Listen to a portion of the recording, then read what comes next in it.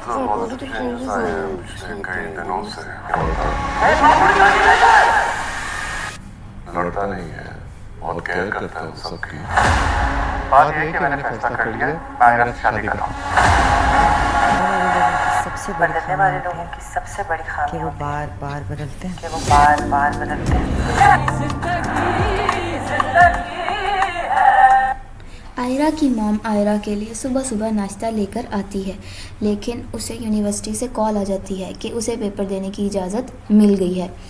तो वो जल्दी से खाना खाए बगैर पेपर देने चली जाती है। वो पेपर दे रही होती है, उसे पहले की तरह फिर से कामयार का ख्याल आ जाता है और वो उससे बातें करने लग जाती है। लेकिन वो उसे कहती है कि मैं बिल्कुल इस बार तुम्हारी बात नहीं सुनूंगी, क्योंकि मेरे लिए मेरा पेपर बहुत ज़रूरी है। इसी तरह सारा टाइम गुजर जाता है और प्रोफेसर साहब आके उसका पेपर ले लेते हैं और कहते हैं कि परेशान होने की ज़रूरत नहीं, मैं आपको पास कर दूँगा। लेकिन आयरा देखती है कि प्रोफेसर साहब के फ़ोन पे कामयार की कॉल आ रही होती है। वो प्रोफेसर से पूछती है, आपने मुझे पहले तो पेपर देने की इजाज़त नहीं दी, लेकिन अब ऐसा क्या हो गया? वो थोड़ी मुतजस्सिस होती है। प्रोफेसर साहब कहते हैं कि आपको इसके बारे में परेशान होने की ज़रूरत नहीं, मैं आपको पास कर दूँगा। वो बाहर जाती है और नवीन उससे पेपर का पूछती है कि कैसा हुआ। वो कहती है पेपर तो ठीक हो गया, लेकिन उनकी सेल पे कामयार की कॉल आ रही थी। तो उसने कहा, कौन कामयार? वो उसकी बातों से अंदाज़ा लगाती है कि इसे कुछ पता है। तो इसी दौरान खावर आ जाता है और उसे कहता है कि मेरे साथ कॉफ़ी पे जाओगी। लेकिन वो कामयार के बारे में सोच रही होती है। वो उसे कहती है, अच्छा मेरी एक बात सुनो, अगर हाइपोथेटिकली अगर मैं तुम्हारी बहुत ज़्यादा बेइज्जती करूँ, तुम्हें जलील करूँ और हत्ता कि तुम्हें थप्पड़ भी मार दूँ, तो फिर तुम्हारा मेरे साथ रवैया कैसा होगा? आयरा उसकी बात सुनकर कहती है, थैंक यू। दूसरी तरफ आयरा के घर वाले उसका इंतज़ार कर रहे होते हैं और उसकी मामा कहती है कि वो यूनिवर्सिटी गई थी और आती होगी, लेकिन काफ़ी देर हो चुकी होती है। इसीलिए वो नवीन को कॉल करते हैं, लेकिन वो कहती है कि वो रास्ते में है। तो जब वो आयरा को कॉल करते हैं तो वो कॉल उठा नहीं रही होती, तो वो सब बहुत परेशान हो जाते हैं।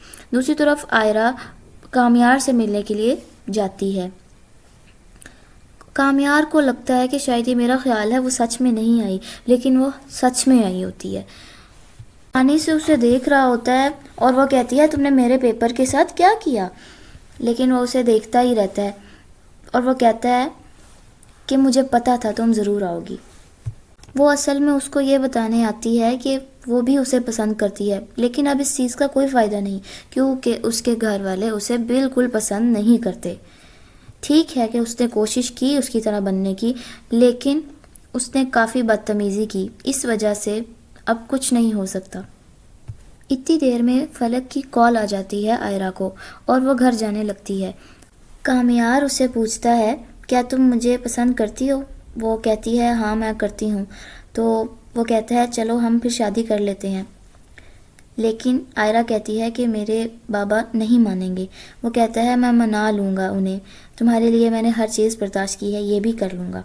और घर वाले परेशान हो रहे होते हैं कि वो अभी तक क्यों नहीं आई, और कुछ ही देर में आयरा कामयार के साथ आ जाती है और उसके पापा उसे गुस्से से कहते हैं, तुम क्यों आए हो, तुम यहाँ से चले जाओ, तुम्हें समझ नहीं आती किसी बात की?